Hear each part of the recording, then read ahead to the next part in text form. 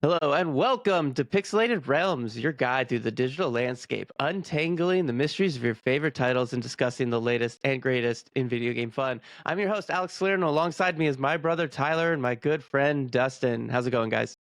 Hello, What up? hello. I'm gonna try Hey, good something new this morning. week. Playing Power World as we podcast.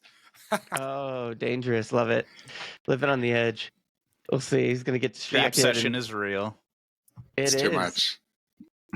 It is. I mean, so today we're definitely going to be talking a little bit about Power World. We can't get enough of it. We've been addicted, or at least I have been. No housekeeping today, other than the fact that we've been trying to stay within 45 minutes and we've gone over almost every single time. So we're going to try to be a little bit better about that. But what are you guys playing? What are you guys looking forward to? So, as our viewers may know, if you've been listening, I'm our resident fighting game player. So, although I've been playing a lot of Mortal Kombat, and since we've started the show, I've been playing Mortal Kombat. I got to say, the Tekken 8 appeal really got to me, and I started watching streamers, and I started, watching some of the gameplay and lore behind Tekken, and if you've watched this podcast for a while, I think you might know that I have a hard time resisting buying new games, and kind of why we started this podcast, right?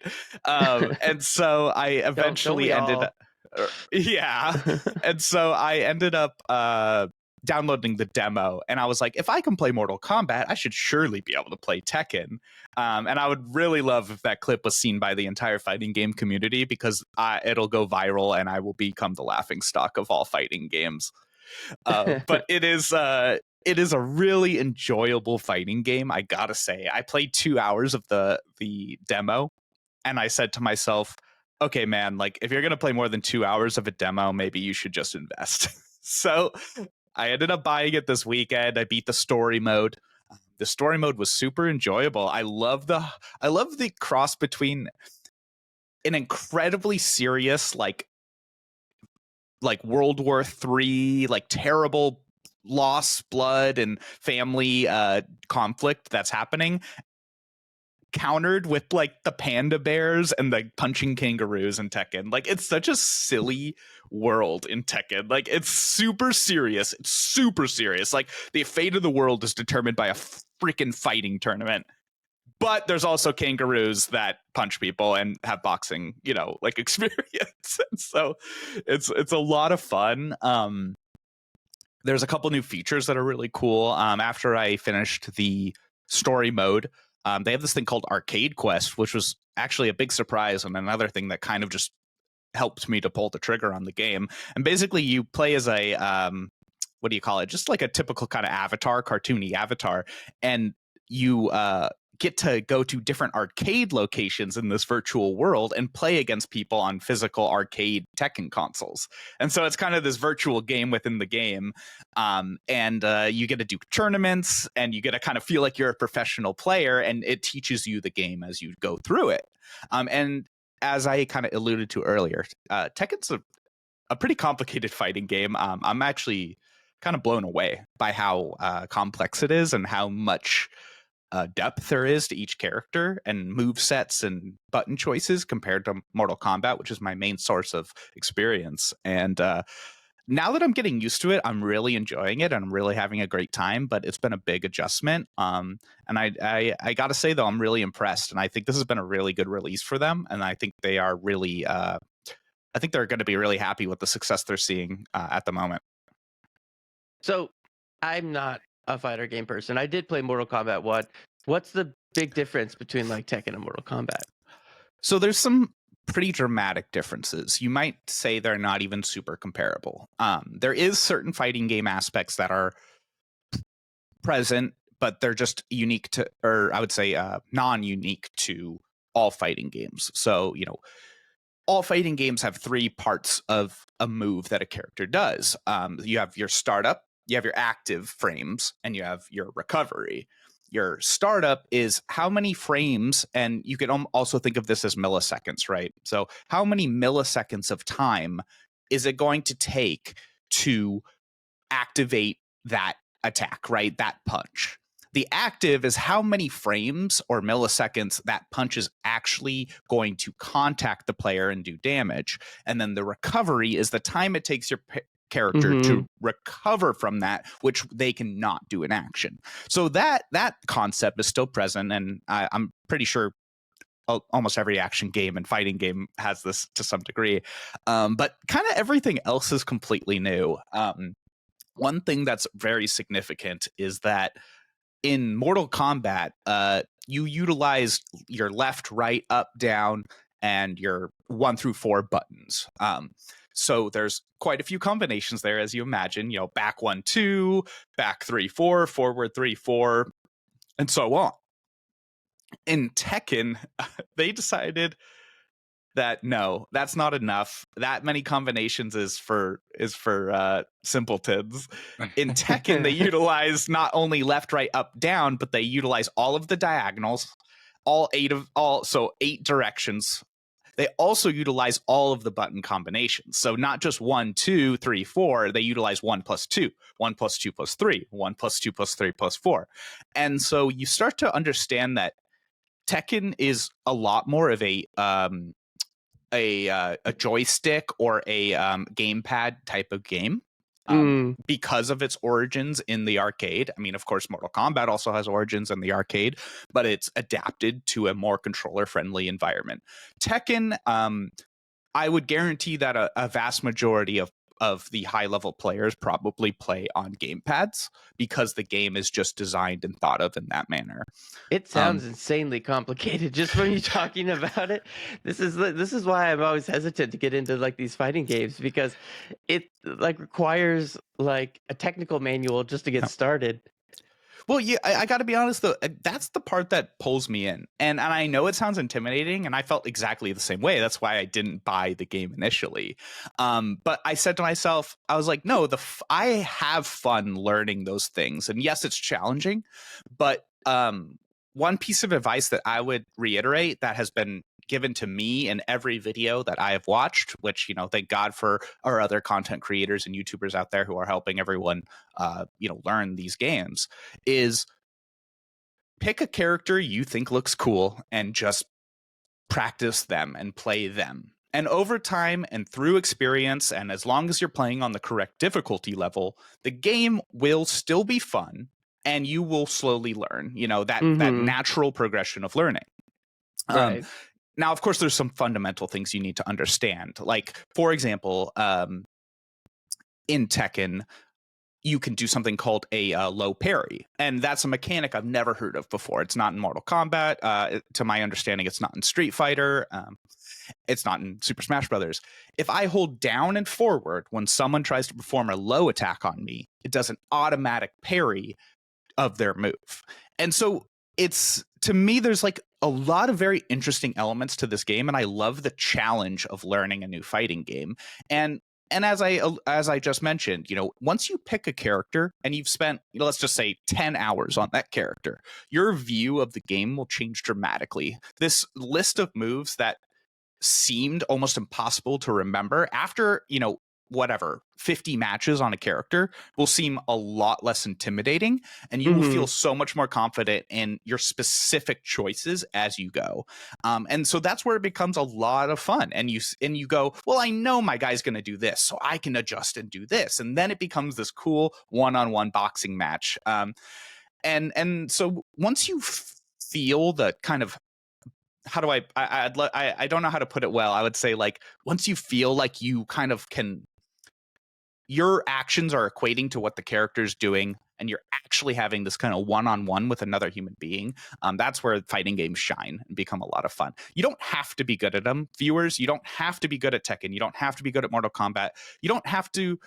The stuff that the pros are doing does not apply to you. It doesn't matter. It's going to inhibit your fun unless you are specifically looking to become a competitive player. So for anyone out there who's considering picking up Tekken or picking up Mortal Kombat or any fighting game, you know, come at it from a place of fun. Have fun, man.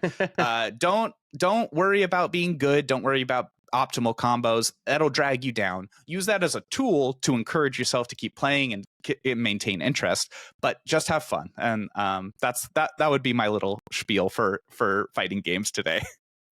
That's just Nice. what loser players say. That's okay. That's okay. Get Get good, scrub. You get good slowly, guys. It's a marathon, not a race or sprint. I just I reminds me of don't that. think I could ever. I think I could play my entire life and never get good enough to even beat the most casual player. No, it's not like that. I mean, there's another thing to say about some fighting games. I think, for example, I think everyone on this podcast has played Super Smash Brothers, right? Mhm. Okay. So Super Smash Brothers is a different kind of fighting game in a lot of ways. I think Super Smash Brothers, and not to derail our topic here too badly, but Super Smash Brothers, in my opinion, is the fighting game that does natural controls the best. I always felt like in Super Smash Brothers, just about every game, that you can pretty much without, I mean, there isn't combo lists. There's no move lists in Super Well, the Smash beauty Brothers, of but Super you Smash figure it Brothers out. is it's how simple the game is. The game is so That's simple, what I mean. but I'm complicated fucking at the same terrible at time. that game. Yeah, I'm bad. terrible at that I game could too. never But figure out how to anybody do can the have a double jump when I casual. get knocked off the thing. I'm always like, oh, you knocked me off, I'm dead. Yeah. You win. But I mean, that's something I really appreciated about those games, though, because of course we played them casually for years. And once again, as every teenager in their hometown thought they were the shit, because they were the best among their friends, only to find out that they're really not even that good once they go to a local competition. Yeah. Which, I'm saying is us. Like that was us. We're like, yeah, we're so good at this game. I'm like, well, who do you play? Well, my same friends every day. It's Yeah. like, well, you're good against them. So, but like I would say to some degree, and the game tries to bridge this gap, going back to Tekken, it's definitely not quite as friendly and self-explanatory, Mhm. right? There's definitely some things I've had to say, like, okay, I'm looking up a specific video. What is a wall smash, or what is this low parry? And so yeah, that creates a barrier to entry. The developers understand this. They know it's one of the I think it's kind of referred to as like the most hardcore fighter, in the sense that it has the most, I don't want to say it has the most death, because that's a little bit of a loaded statement, but it has plenty of complexity and learning curve. Well, but really great addition to the Tekken franchise. I'm gonna keep playing it. I'm enjoying it. If you're interested, I definitely recommend it. But yeah, I think that's kind of my thoughts about Tekken. How about Cool. you, Dustin? Yeah, Dustin, tell me, what have you been playing? Well, first off, I was going to say that, it sounds like there is no true Evo champion unless you're a Tekken Evo champion. Everybody's calling him out. So, Sonic Fox, I hope you've won Tekken. He's streaming right now, probably playing some Tekken. So I don't call out Sonic Fox. I don't want Sonic Fox anywhere near my Tekken games. Any fighting game I play, guy's incredible at fighting Sonic's games. the GOAT.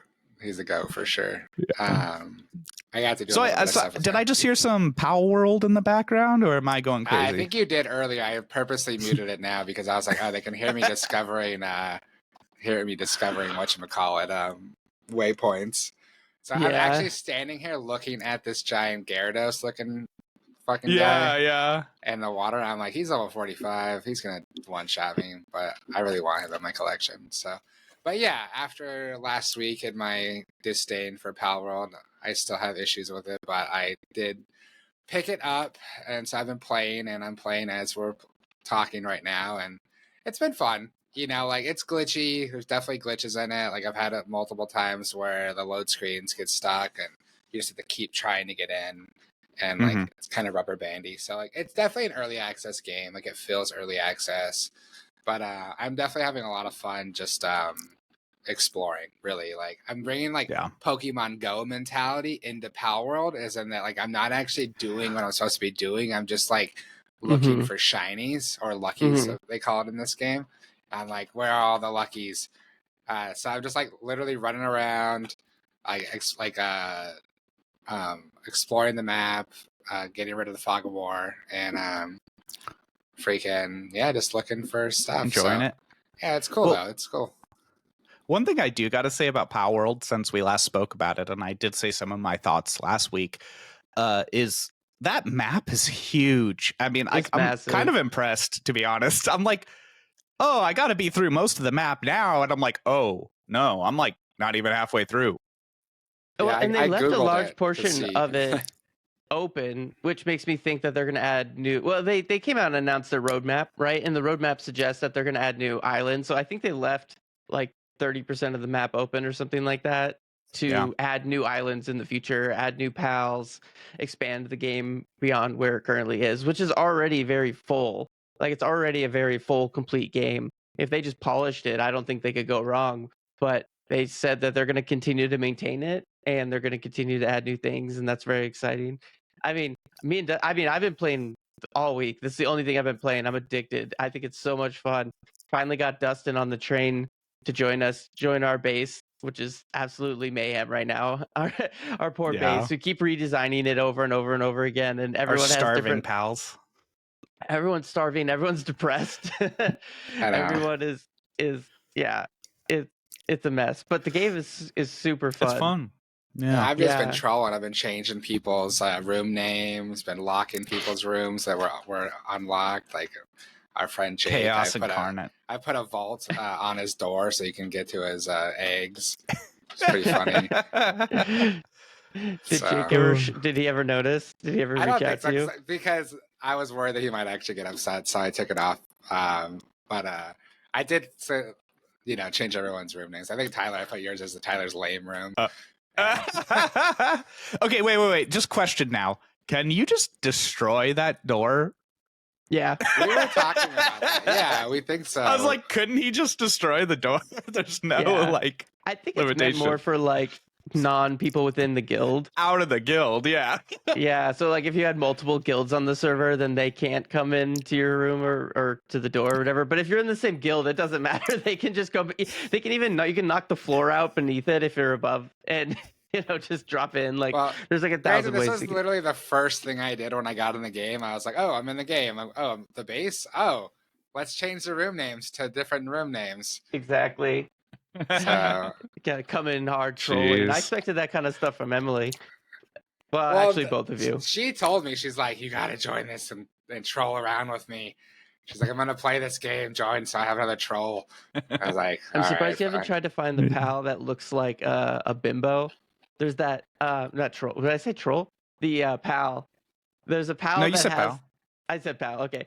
There's a pal that has like this like heart-shaped chest. It's like a girl. It looks like a girl, and it's supposed to kind of look like breasts. And then it has it's like this weird like Valentine's cow-looking thing.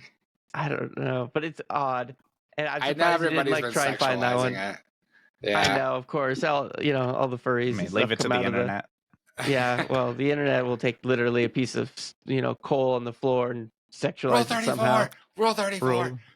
Yeah, exactly. We've been having fun playing Power World this week. There's been a lot of kind of earth-shattering news in the video game industry. It just seems like this week was kind of taking it from catastrophic to apocalyptic in terms of layoffs in the video game world. I think we could take a little bit of our end time here to discuss some of those layoffs and kind of what our views are on that. I mean, just to be real, from a consumer standpoint, because that is really what I am at this moment. It just seems kind of weird. Like I'm a little confused why it just seems like this trend of these companies to go, oh wait, everyone's laying people off. Like we also have to like get our layoffs in right now. Like it from an outside perspective, it's just like really strange to me, and it makes everyone look bad. And so I don't know. I feel for these people. I know these people who are affected by this, and it's really like it just seems like a negative to me. I don't know. What do you guys think? Talk to me about your feelings as this news has. It's crazy because like it's so perfectly staggered. Where like I've had friends like legitimately start asking like, are these like coordinated across like these companies? We're like, hey, we're gonna do layoffs on like the 27th. Oh, we're gonna do it on the 31st. And like, and then from a PR perspective, it's like really kind of smart in a sense, because like the news cycle is always moving, right? Like who's talking about Discord's massive layoffs last week or 2 weeks ago, whatever it was, or I didn't even Twitch, know Discord you had know? them. Yeah, Mhm. or Twitch had massive layoffs. Who's talking about that this week now? Because Microsoft and Mhm. Yeah, and now Microsoft was so big, I'm already a Riot. I'm already blanking on this other one I yeah. did. Riot. It's like it's happening so frequently. Like it's like we need to do it now because Yeah. someone else is going to be doing it next week, and people will already forget about ours. It'll be brushed under the rug. Yeah. It's the Donald Well, Trump effect, right? The tragedy on tragedy on tragedy. You forget about the first tragedy, yeah. right? And well, the good news is though is that it's still being reported, right?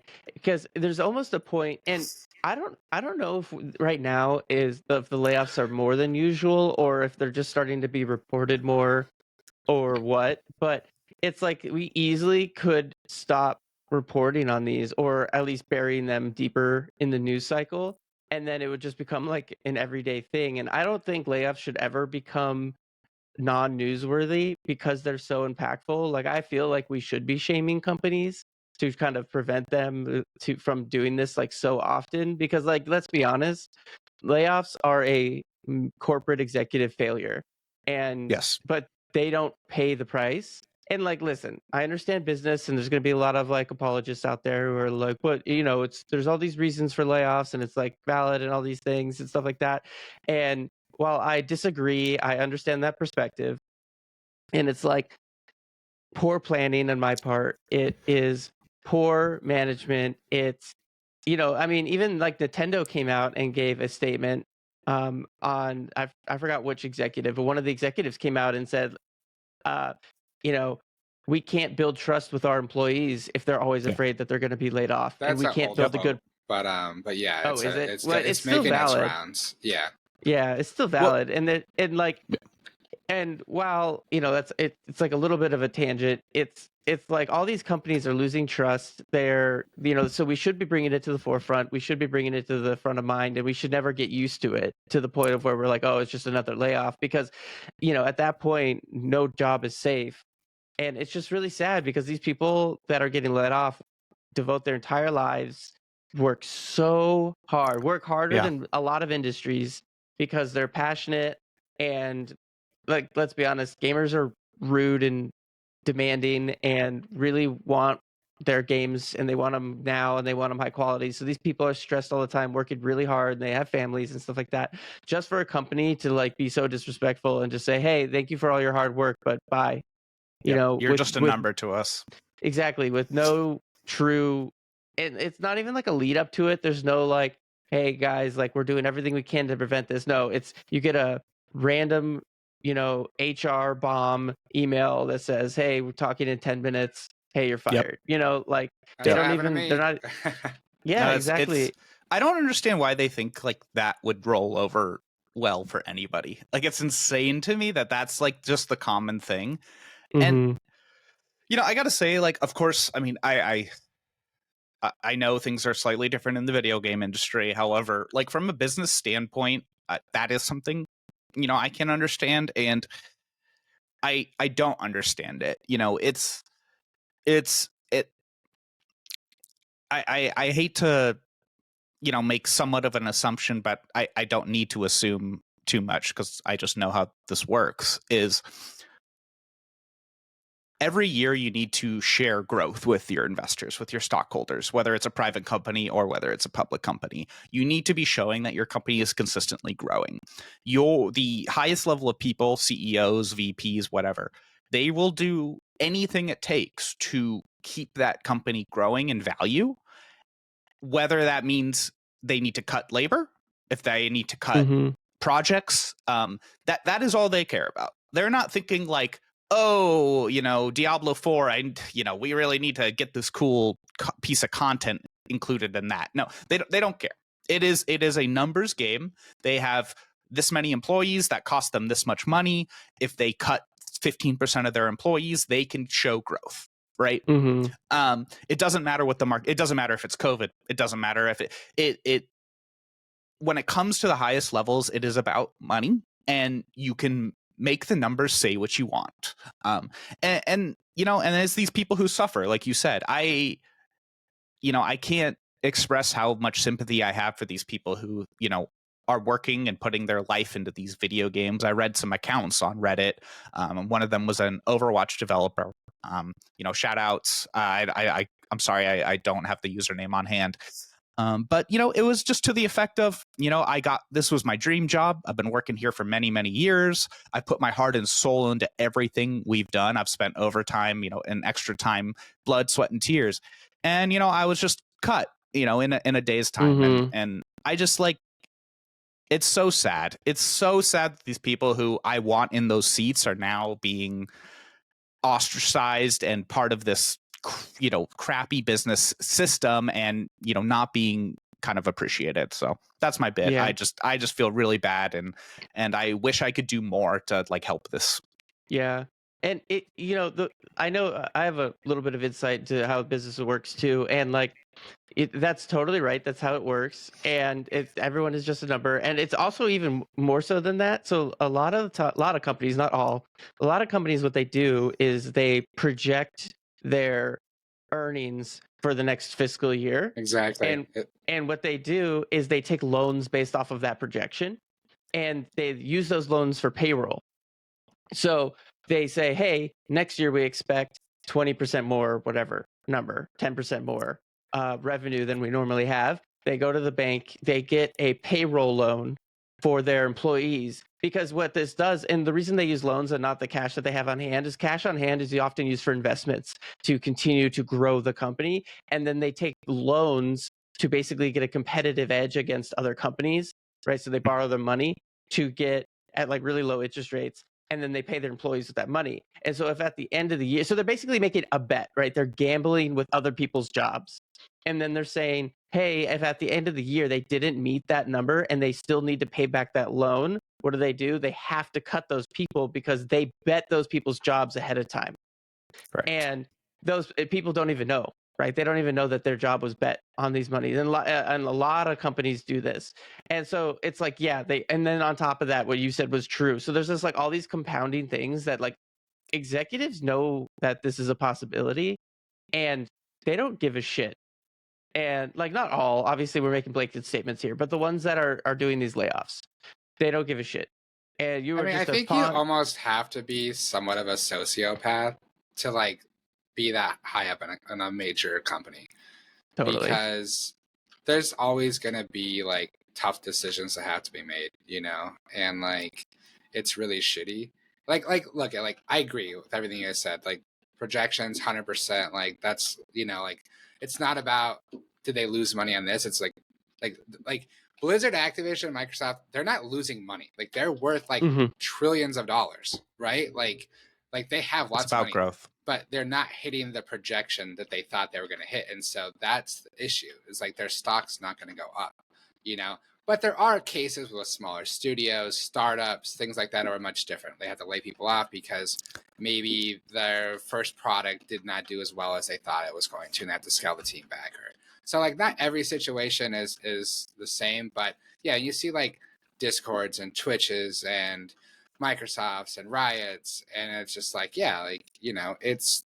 it's poor management at the top. It is a cool down from COVID. A lot of companies overhired during COVID because the industry was seeing this incredible growth. But any executive who couldn't have foreseen that was going to be a temporary burst is, it's what we again, it's they've seen all this growth. They're able to borrow money or make these massive projections based off of the influx of players, and thought, hey, we'll worry about what this is going to look like in 2 years. In 2 years, that's 2 years from these problems. Not,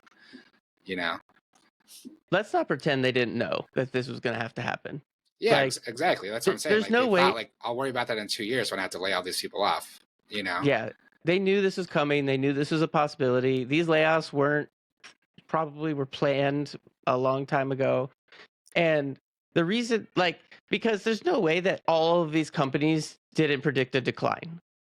These are some of the biggest companies in the world, Microsoft and such, and there's no way. One, they talk to each other, but there's no way that not one accountant was like, hey, just so you know, there's no way we can sustain this level of growth, and it's going to dip. back to normal levels at some point. And they're like, yeah, we know, we don't care. You know, one thing I think that's worth mentioning on a more positive note is, there was some CEOs who took pay cuts or executives who took pay cuts so that they didn't have to lay off individuals. I think the one that's getting a lot of recognition right now is Nintendo, which is, I believe, something that's also happened in the past. But I think we should also recognize those individuals who do understand the bigger picture, understand the value of their employees and their trust, and are willing to make that sacrifice and, maybe one less yacht this year to keep that instilled. Yeah, I mean, I think that's the way to go. And I was talking about this with somebody the other day. I think what's going to end up happening with all these layoffs. So right now is what's happening is there are more people in the job market right now than there are open positions. So there's a surplus, and it's going to do it's going to do two things. One, it's going to drive down the salaries, which is really unfortunate across the industry. And I almost it's hard not to be have a conspiracy theory around this, that all these companies, I don't think that they're working together, but it's they kind of know, oh, I know all these other companies are going to lay off people. So everyone's going to get to lower down their salaries, overall saving money, because now everybody's going to be wanting a job and needing a job. So they're going to take lower salaries. But what I think maybe one of the positives that come out of this, it's a light positive, but it's still possibly a positive, is I think we're going to see a lot of indie companies sprout out of this, because not every single developer is going to be able to get a new job. And so what's going to happen is a lot of these developers are going to band together and they're going to create their own indie companies. So I think in the next 5 years or so, we're going to see a lot of these really small 5-man, 10-man team kind of games coming out, and maybe a new kind of small burst of indie games coming out. And that would be cool. And I would, it's not cool that people lost their jobs and that they're struggling. They're probably very stressed and they're doing this out of necessity. That's not cool, but it'll be very interesting to see what comes out of this. Yeah. Yeah, and if anybody out there is listening and they have any developer friends that were laid off, I would actually love to have them on the show and have them tell their story. I would love to, kind of get that information out there, showcase people, let them tell, let them have a voice in all of this and how they feel. So yeah, spread the word. Share some talent, man. We'd love to have you. Well, wonderful. Does any other anticipated games, big news? What's happening? How's everyone feeling today? So I did want to talk a little bit about we wanted to talk about IGN a little bit, actually. Let's talk about that Let's first. Close out with that. Yeah, okay. Because we were going to talk about, well, I kind of wanted to talk about this first before we get into IGN. So I've been seeing the reviews of the new Yakuza game, which is now, I guess, called Like a Dragon, Infinite Wealth, and it's been getting 10 out of 10s and 9 out of 10s, going back to just normal video game stuff. And I've actually been kind of I've never played Yakuza. And you should get it. But I'm worried that there's 20 games behind this one that I'm not going to understand the story. And so I'm intimidated by that. But it's been getting really good reviews. And I've seen gameplay of Yakuza, and I know it's kind of wacky and kind of fun, and doesn't take itself very seriously. And so I'm kind of cool. I kind of like that. But I was also listening to Giant Bomb podcasts about it, and they were oh yeah, I played easily 80 hours in the game before, and I'm oh. So not only is it a fucking huge game, it's also a story I'm not familiar with. So I'm hesitant to get into it. So maybe I'll wait for it to go on Game Pass. I might be slightly misinformed here, but I thought Like a Dragon was the series that was the turn-based fighting. So it's part of Yakuza, but the Like a Dragon ones are turn-based. So I played shoot, guys. What's the one that came out before this? Oh, Gaiden. There's it's just called Like a Dragon. It's just called Like a Dragon. Yakuza Like a Dragon. And that one, it's a turn-based. It's really fun. It's really wacky. It's one of those games where you can go and do karaoke in Japan. It's really silly. So highly recommend it. This one takes place in Hawaii, but it's I heard the Really? same thing. There's DoorDash, you can basically DoorDash, and there's crazy taxi mode, and you do all these odd jobs and stuff like that. But then on the flip side, it's very narrative based. It's very much on the story and the relationship of the characters and the growth of the characters and stuff like that. And all of the characters are from previous installments. So it's if you have had play that, it'll come over. So I'm kind of interested to pick that one up. probably on Game Pass because I'm pretty sure they're all on Game Pass. Yeah, And then you might just want to start with the first one and see if you like that. I'm debating if I want to just do a YouTube recap or if I Alex should can't play actually. old games. If they're too old, he automatically hates it. He's just talking shit about NieR Automata because I didn't like that game. I'm like, It's I not know, even I'm like, old.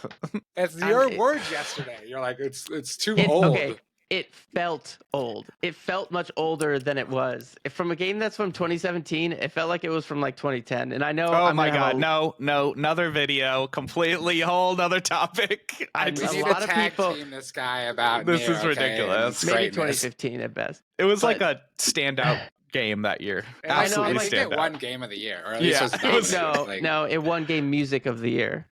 But Well, it was deserved. definitely a nominee for Game of the It Year. Oh, yeah, wait, okay. wait. I'm like I recognize that I'm like literally the only person in the world that has this opinion, so I will shut up. Bring the hate.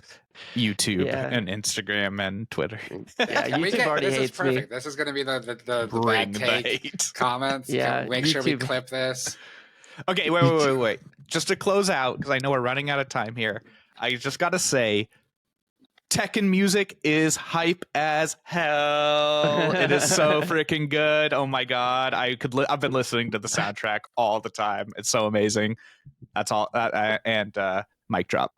So Nice. I'm gonna just say too, and this we're going to talk about this really quickly. Also, is like, I hope that everybody listening sees the stuff happening with IGN and Suicide Squad about not getting an early code and can stop this like conspiracy bullshit about paid reviews and that like, these outlets take money to pay good reviews out, because it's just not true at all. That's ridiculous. Yeah. Like these outlets do not take money to do good reviews.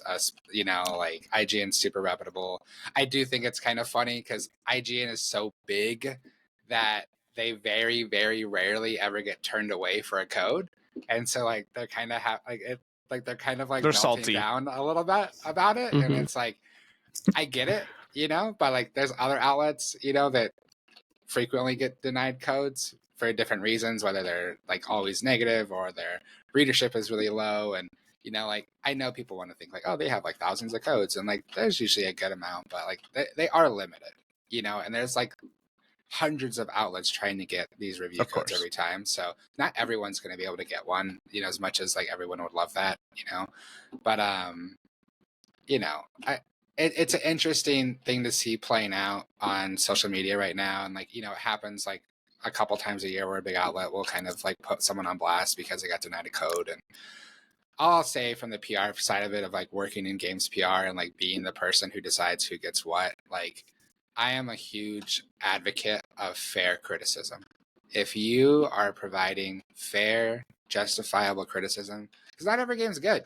Like that's just the fact of the matter. Like not every game is good, and you know, like if you're giving a game a 6 because it's not good, like that's fair. And like I've never denied somebody a code because they give fair criticism.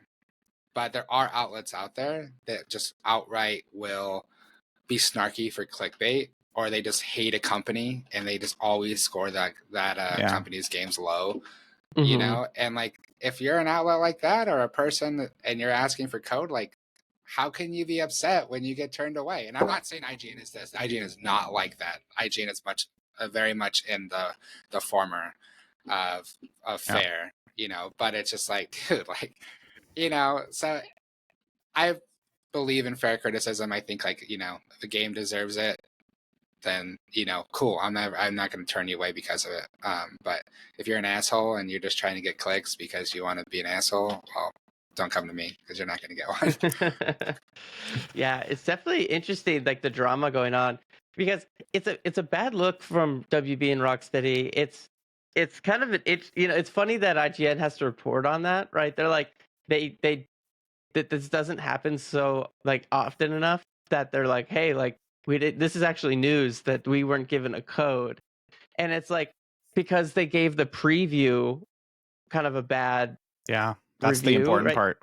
They said, oh hey, this game doesn't look good, and so you know They said Rocksteady, we played it and we didn't enjoy it, or we didn't like it. yeah, we didn't like it, and so like the company made a decision. Either one, they know that the game isn't gonna do very good, and so they're like, hey, we Like, I don't know if that preview has anything to do with it. Likely it does, but let's just say it doesn't. Even if it doesn't, they were like, hey, we know the game's probably not going to be that great. It's going to score very poorly. So let's just not give it to IGN because they have a huge base. Or B, they know that there was going to get a bad score because of that There's review. 2 outcomes here, and again, this is from like doing What- this for a what do living. you- What is the bell? What? Is it a What is- guitar? What's Are you smacking a guitar or like a case or something? Oh, I think I hit my mic stand. The Oh, the spring. the spring is, yeah, we can hear it very loudly. yeah. Because it's right above my hand. So when I lifted my hand off my mouse, it clinked it. But yeah, there's 2 different scenarios here. Typically, this isn't like a say all do all, like, but typically, if a game is not getting, so just so you guys know, AAA publishers, they do what's called mock reviews. A mock review is where they hire journalists or former journalists who no longer report. Usually, it's all former journalists, obviously, because it'd be conflict. They hire them to do in-depth scored reviews before a game will come out, and that will give them some insights of, like, from a journalistic perspective, like, what are some things wrong with the game, and what is like a potential review score that person would give the game based on what they're playing. Now, again, like, this isn't always the case, but if the game comes back and like they do 3 or 4 mock reviews and it scores really low, they might say, like, hey, like, we need to delay the game because we're getting really bad review scores. It's not going to review well. Like, we need to fix these things that are obviously wrong with it. Another scenario, like, that's the most likely scenario. But another scenario is, like, if they know the game's going to score well, they won't give out codes to anybody ahead of time because they don't want reviews to go live either at the day of launch or pre-launch and be really poor and then impact sales. So they'll just be like, we're not going to give out review codes to anybody until the day of launch. So then nobody has scored reviews up that day, and hopefully people will still buy the game. So it's usually either that is the one scenario, or the other scenario is, yeah, like, they did a really bad review, or they're just a hater and they won't get a review code, either until launch day or at all. So I'm going to assume, I really don't know on this one. Again, I don't work on this game. But that's usually the 2, either like they're either singling out an outlet or they're not giving it to everybody. If I had to guess, I'm going to say it's probably that they're singling out IGN, because I feel like IGN must know that other outlets are getting their review codes because journalists talk. Which, again, it's a really bad luck to do that. IGN is huge. They have lots of traffic. They're really at the top of the food chain in terms of, like, not only readership, but like credibility and respectability. So yeah, it's not an outlet I'd ever turn away. Yeah, I was gonna say that something similar is, like, I would, if they hadn't given it to anybody, it would be a different conversation. Slightly, I mean, we'd probably still be similar, but the fact that IGN had to report about it at all probably means exactly like you were saying, is that they're probably the only ones, which is kind of sour, right? It's kind of like, not the it's only like, ones, but they're of a handful probably. Right. But given their status and everything like that, it makes it an interesting and deliberate choice. And we'll just have to wait and see what happens. Yeah, I'm interested to see how Suicide Squad is received. I mean, did you see the new Joker character that they announced or whatever? No. It does not. It's different. It's different. I don't want to say it looks like bad or anything like that, because some people probably like it, but he's like, it's a alternate universe Joker, because the Arkhamverse, or whatever you want to call it, Joker is dead, right? You kill him in one of the Arkham games, and so he's like an alternate universe version of Joker, but he's like a young Joker, and I don't know. It's a it just different doesn't take. hit the same. Yeah. It doesn't hit the same. That's the thing. It's like I don't want to say the word bad, because he's not. It's not like bad inherently. It's not bad. It's just kind of there's a lot of expectations with that character, and he kind of is more of that, like, hyper young kind of energy, as opposed to the, like, chaos energy, Yeah, with Um, the Suicide Squad. What's his name? Yeah, Jared Leto. Jared the Leto bro, version. Yeah. the bro Joker. Yeah, so it'll be Uh, interesting to see. Well, only time will tell. yeah. But I think that's a good time for us to wrap it up, possibly on time, the first time ever. We were pretty close last time, but we don't have any write-ins. But if in the future, if you want to ask us a question or leave us a comment, you can go to pixelatedrealms.org/ask. You can leave us a comment, and we'll talk about it at the end of the show. Thank you, everybody, for listening. Don't forget to follow or subscribe to be notified when we post new episodes. We post new episodes every Tuesday at 8 a.m. East Coast time on podcast services and YouTube. We really appreciate your guys' support. It means a lot. We love the comments, hateful or not. We really appreciate everyone who's followed us and subscribed throughout our journey. I know we're a pretty new podcast, so it's hard to find us, and we really appreciate those who've stuck around. You can also find us on Instagram, Threads, and YouTube at Pixelated Realms Podcast, and look forward to other content on YouTube soon. And we appreciate everybody, and thank you very much. Bye bye. See you guys next week. Cool.